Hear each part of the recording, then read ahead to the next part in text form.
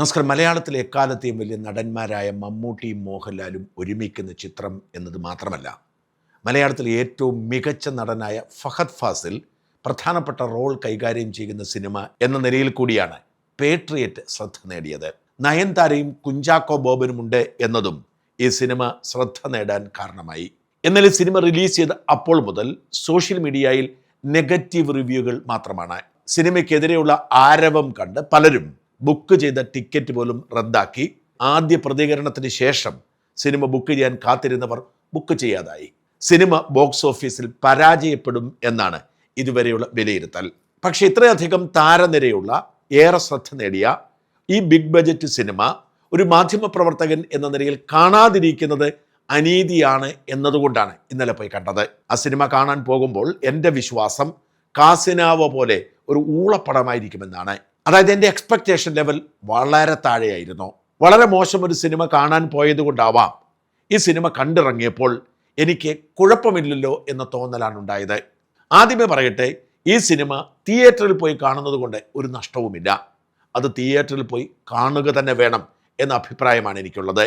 ഏറെ കൊട്ടിഘോഷിച്ചു കൊണ്ടുവന്ന, എല്ലാവരും മാറി മാറി സ്തുതിച്ചു കൊണ്ടിരുന്ന ആടുജീവിതത്തെക്കാളും എമ്പുരാനേക്കാളും മികച്ച സിനിമ തന്നെയാണ് പേട്രിയറ്റ്.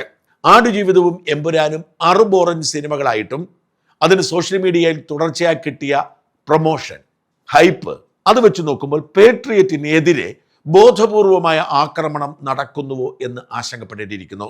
ആ സിനിമകളെക്കാൾ ഭേദമായിട്ടും എന്തുകൊണ്ടാണ് ആദ്യ ദിനം മുതൽ ഈ സിനിമയെ തച്ചുടയ്ക്കാൻ ആളുകൾ ശ്രമിക്കുന്നത് എന്ന് പിടികിട്ടുന്നില്ല.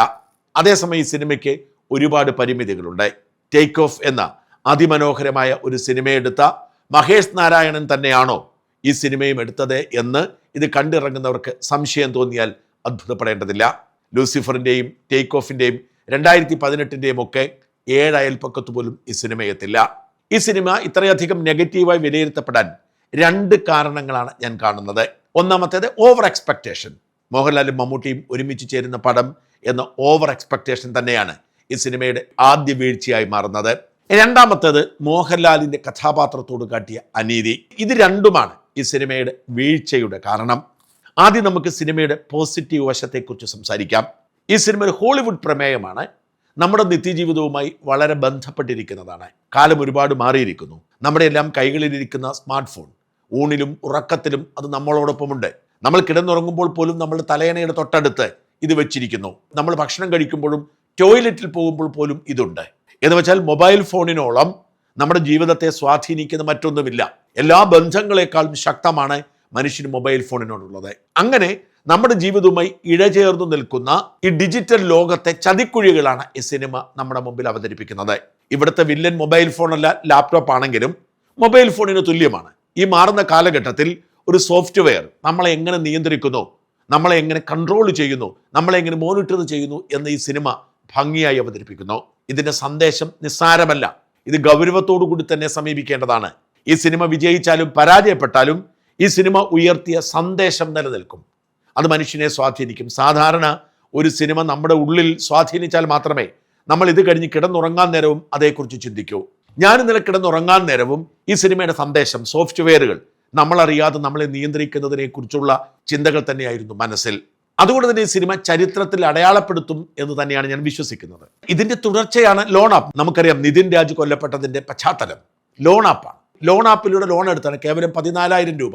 ആ പയ്യന് ജീവൻ നഷ്ടപ്പെട്ടു. എത്രയോ ആളുകൾ നമ്മുടെ ചുറ്റിനും തന്നെ ലോൺ ആപ്പിന് ഇരകളായിട്ടുണ്ട്. ഈ ലോൺ ആപ്പ് എന്ന് പറയുന്ന വിഷയം ഇവിടെ അവതരിപ്പിക്കപ്പെടുകയാണ്. ഈ സിനിമയുടെ ആദ്യ ഭാഗം മനോഹരമായി തന്നെയാണ് എടുത്തിരിക്കുന്നത്. ഈ ആധുനിക സാങ്കേതിക വിദ്യയുടെ കാലത്ത് ലോകത്ത് സംഭവിക്കാനിടയുള്ള കാര്യങ്ങൾ ഭംഗിയായി പറഞ്ഞിരിക്കുന്നു.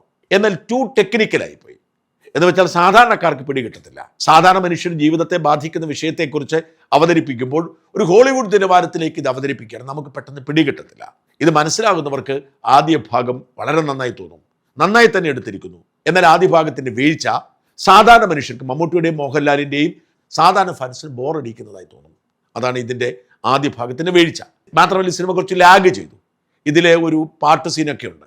വളരെയധികം കാശ് മുടക്കി ചെയ്തിരിക്കുന്ന പാട്ട് സീനൊക്കെ ലാഗ് ചെയ്താണ്, ബോറടിപ്പിക്കും. ഇത്തരത്തിൽ സിനിമയുടെ വലിപ്പ കൂടുതലൊരു പ്രശ്നമായിരുന്നു. ഒരു അരമണിക്കൂർ വേണമെങ്കിൽ സിനിമ എഡിറ്റ് ചെയ്ത് കുറയ്ക്കാമായിരുന്നു. അനാവശ്യമായ കുറേയധികം കാര്യങ്ങൾ കാണിക്കുന്നു. ആദ്യ ഭാഗത്തിന്റെ അതേ നിലവാരം തുടർന്നിരുന്നെങ്കിൽ ഈ സിനിമ ഇത്രയും വലിയ പരാജയമായി മാറുമായിരുന്നില്ല താനും. രണ്ടാം ഭാഗത്തെക്കുറിച്ച് പറയുമ്പോൾ സ്പോയിലർ പറയാതിരിക്കുന്ന വൃത്തിയില്ല. പറയണമോ വേണ്ടയോ എന്ന് വിചാരിച്ചെങ്കിലും അത് പറയാതെ ഈ സിനിമയുടെ റിവ്യൂ പൂർത്തിയാവില്ല എന്ന് മാത്രമല്ല, ഞാൻ കണ്ട എല്ലാ റിവ്യൂകളിലും എല്ലാ സോഷ്യൽ മീഡിയ പോസ്റ്റുകളിലും ഈ സ്പോയിലറുണ്ട്. അതുകൊണ്ട് ഞാൻ പറഞ്ഞില്ലെങ്കിലും ആളുകൾ ഇതറിയാതെ പോവില്ല. അതാണ് ഈ സിനിമയെ ഒരു ദുരന്തമാക്കി മാറ്റിയത്. മലയാളികൾക്ക് ഏറ്റവും പ്രിയപ്പെട്ട നടൻ മോഹൻലാലിനെ അനാവശ്യമായി കൊന്നുകളഞ്ഞു. ഈ അനാവശ്യമായ കൊലപാതകം തന്നെയാണ് ഈ സിനിമയുടെ വീഴ്ചയുടെ കാരണം. മമ്മൂട്ടിയുടെയും മോഹൻലാലിൻ്റെയും സിനിമ എന്ന പേരിൽ ഇറക്കുമ്പോൾ അത് മമ്മൂട്ടിയുടെയോ മോഹൻലാലിൻ്റെയോ മാത്രമാണെങ്കിലും മറ്റേ കഥാപാത്രത്തെ മാന്യമായി പ്ലേസ് ചെയ്യേണ്ട മര്യാദ കാണിക്കേണ്ടതുണ്ട്. ആ മര്യാദ ഇവിടെയില്ല. ഇത് മമ്മൂട്ടിയുടെ സിനിമയാണ്, അടിമുടി മമ്മൂട്ടി പടം. മമ്മൂട്ടിക്ക് വേണ്ടി എടുത്ത സിനിമയാണ്, മമ്മൂട്ടിയുടെ സ്റ്റാർഡം നിലനിർത്താൻ വേണ്ടി എടുത്ത സിനിമയാണ്. പ്രത്യേകിച്ച് അദ്ദേഹത്തിന് വയസ്സായി വരുന്നു, അദ്ദേഹത്തിൻ്റെ സ്റ്റാർഡം നിലനിർത്തേണ്ടത് ആവശ്യമാണ്. അതുകൊണ്ട് തന്നെ മമ്മൂട്ടിക്ക് വേണ്ടി എടുത്ത സിനിമയാണ്. ആ സിനിമയിൽ ഗസ്റ്റ് റോളിൽ മോഹൻലാൽ വന്നിട്ട്, മമ്മൂട്ടിയുടെ മോഹൻലാലിൻ്റെ സിനിമ എന്ന് പറഞ്ഞാൽ പോലും കുഴപ്പമില്ല, പക്ഷെ അത് ഗസ്റ്റ് റോൾ ആയിരിക്കണം. ഭേദപ്പെട്ട റോള് കൊടുക്കുകയും മമ്മൂട്ടി മോഹൻലാൽ സിനിമ എന്ന് പറയുകയും അതിൽ മോഹൻലാലിനെ കൊച്ചാക്കുകയും ചെയ്യുമ്പോൾ മോഹൻലാൽ ഫാൻസിന് വേദനയുണ്ടാവും. ഇവിടെ മോഹൻലാലിനെ ഒരു കാലില്ലാത്ത കഥാപാത്രമായി കൊണ്ടുവരുന്നു. അത് തന്നെ വീഴ്ചയാണ്. മമ്മൂട്ടി സർവശക്തനായി നിൽക്കുമ്പോൾ മോഹൻലാൽ ഒരു കാലില്ലാത്ത കഥാപാത്രമായി വരുന്നത് തന്നെ വീഴ്ചയാണ്. ഇനി പോട്ടെ, കാലില്ലെങ്കിലും കരുത്തനായ ഒരു കഥാപാത്രമായി നിലനിർത്തേണ്ടതാണ്. എന്നാൽ ഇവിടെ അങ്ങനെയല്ല ചെയ്തത്. അതിൻ്റെ ഏറ്റവും വലിയ ട്രാജഡിയായി മാറിയത് അനാവശ്യമായി വഴിയെ പോയ ഏതോ കുറെ ഗുണ്ടകൾ മോഹൻലാലിനെ കൊന്നു വന്നതാണ്.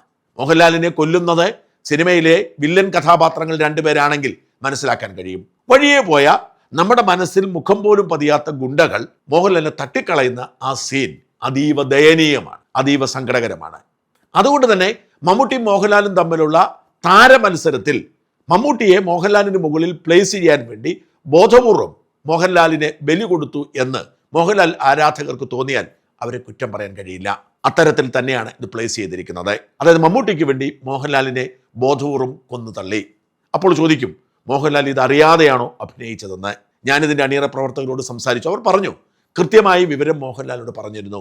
സത്യമാണ്, മോഹൻലാലിന് ഒരു പരാതിയും കാണില്ല. മോഹൻലാലിനെ സംബന്ധിച്ചിടത്തോളം മോഹൻലാൽ സമ്പൂർണ്ണ കലാകാരനാണ്, യാതൊരു ഈഗോ ഇല്ലാത്തൊരു മനുഷ്യനാണ്. അദ്ദേഹത്തെ സംബന്ധിച്ചിടത്തോളം ചെറിയ റോൾ അഭിനയിക്കാൻ ഒരു പാടുമില്ല.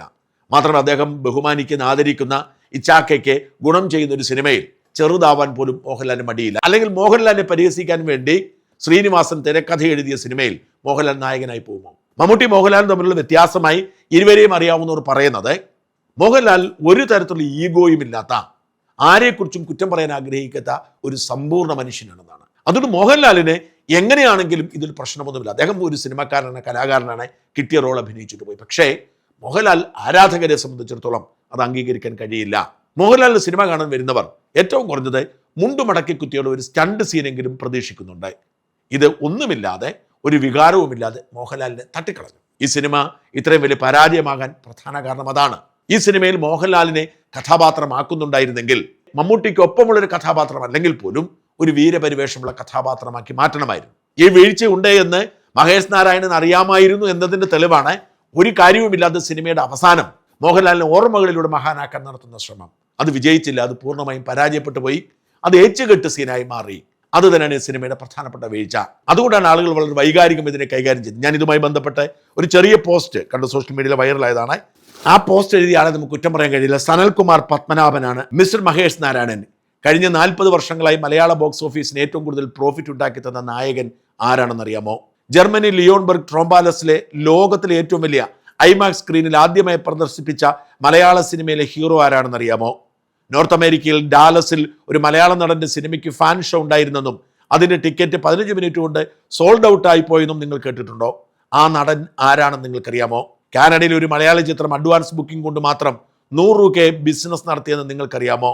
അതിൽ നായകനെയോ? മലയാളത്തിനും 50 കോടിയും 100 കോടിയും 150 കോടിയും ഒക്കെ സംഭവിക്കുമെന്ന് കാണിച്ചു തന്ന നായകൻ ആരാണെന്നറിയാമോ?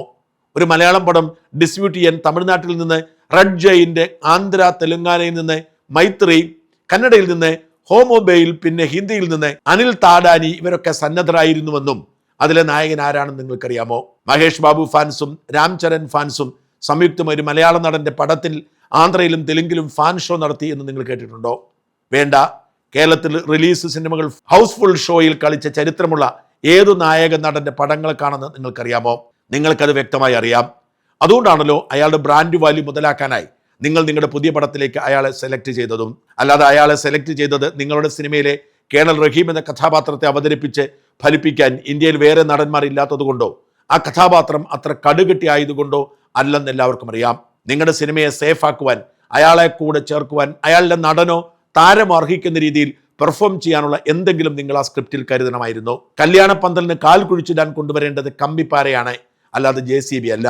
ഇനിയെങ്കിലും വെട്ടത്തിലെ ജഗതിയെ പോലെ മെഷീൻ ഗൺ കയ്യിൽ കിട്ടുമ്പോൾ തോക്കാണെന്നറിയാതെ അത് ഓടക്കുഴൽ പോലെ വായിക്കാതിരിക്കുക. നിങ്ങളുടെ പുതിയ പടത്തിന് എല്ലാവിധ ആശംസകളും. സിനിമ അർഹിക്കുന്ന വിജയം നേടട്ടെ. ഇതൊരു പൊതുവികാരമാണ്. ഈ വികാരം തിരിച്ചറിയാൻ ഇതിൻ്റെ സംവിധായകനും ഇതിന് പണം മുടക്കിയവർക്കും കഴിഞ്ഞില്ല എന്നതാണ് ഈ സിനിമയുടെ പ്രധാന പരാജയം. പിന്നെയുമുണ്ട് ചൂണ്ടിക്കാണിക്കാൻ ഒരുപാട് വീഴ്ചകൾ. ഞാനൊരു ഫഹദ് ഫാസിൽ ഫാൻസാണ്. മലയാളത്തിലെ ഏറ്റവും നല്ല നടൻ ഫഹദ് ആണെന്ന് വിശ്വസിക്കുന്ന ആളാണ്. ഈ സിനിമ കാണാനുള്ള എൻ്റെ ഏറ്റവും വലിയ പ്രചോദനം ഫഹദായിരുന്നു. പക്ഷേ ഫഹദിൻ്റെ കഴിവിനെ തിരിച്ചറിയാൻ സംവിധായകന് കഴിഞ്ഞില്ല. ഫഹദിന് ഒരുപക്ഷെ ഏറ്റവും നന്നായി ചേരുന്നത് വില്ലൻ വേഷം തന്നെയാണ്. ഇവിടെയും ഫഹദ് വില്ലനാണ്, പക്ഷേ അലറുന്ന ഒരു വില്ലൻ. ഫഹദ് പറയുന്നത് പോലും അലർച്ച മൂലം തിരിച്ചറിയാൻ കഴിയുന്നില്ല. ഫഹദിനെ അലർച്ചയിലൂടെ ആയിരുന്നില്ല അവതരിപ്പിക്കേണ്ടിയിരുന്നത്. സ്വതസിദ്ധമായ പതിയെ പറഞ്ഞ് ഭയപ്പെടുത്തുന്ന രീതിയിലായിരുന്നു അവതരിപ്പിക്കേണ്ടത്. ഫഹദ് ഈ സിനിമയിൽ ഒരിടത്തും നിൽക്കുന്നത് നമ്മൾ കാണുന്നില്ല. ഓട്ടത്തോട് ഓട്ടമാണ്. അങ്ങനെ ഫഹദ് ഫാസിലിൻ്റെ കഥാപാത്രത്തെ ഈ സിനിമ നശിപ്പിച്ച് കളഞ്ഞു. നയൻതാരയൊക്കെ എന്തിനാണ് സിനിമയിൽ കൊണ്ടുവന്നത് ഒരു പിടിയും കിട്ടുന്നില്ല. അങ്ങനെ എണ്ണി പറയാൻ ഒരുപാട് വീഴ്ചകളുണ്ടെങ്കിലും ഈ സിനിമ തിയേറ്ററിൽ പോയി കാണുന്നത് നഷ്ടമല്ല എന്ന് തറപ്പിച്ച് പറയാം. ഒരു രാഷ്ട്രീയം കൂടി പറയാതിരിക്കാൻ നിവൃത്തിയില്ല. പെഗാസസ് എന്ന ഇസ്രയേലി ചാര സോഫ്റ്റ്വെയർ വിവാദം നമുക്ക് മറയാൻ കഴിയില്ല. ആ വിവാദത്തിൻ്റെ പശ്ചാത്തലത്തിലാണ് ഈ സിനിമയ്ക്ക് രൂപം കൊടുത്തിരിക്കുന്നത്. അതുകൊണ്ട് തന്നെ സിനിമയിൽ ആരും ശ്രദ്ധിക്കാത്ത ഒരു രഹസ്യ രാഷ്ട്രീയമുണ്ട്. ഇതിൽ വില്ലനായി അവതരിപ്പിച്ചിരിക്കുന്നത് അമിത്ഷായെയും മകൻ ജയ്ഷായെയും ആണോ എന്ന് സംശയിക്കാതിരിക്കാൻ നിവൃത്തിയില്ല. മാത്രമല്ല, അകാലത്തിൽ പൊലിഞ്ഞുപോയ സുഷമ സ്വരാജിൻ്റെ കഥാപാത്രം തന്നെയല്ലേ രേവതി ഭംഗിയായി അവതരിപ്പിച്ചത് എന്നതും എൻ്റെ സംശയം മാത്രമാണ്. ഇതിലെ ആ രാഷ്ട്രീയം ആരും ഇതുവരെ കണ്ടില്ല എന്നത് ഞെട്ടിക്കുന്നതാണ്.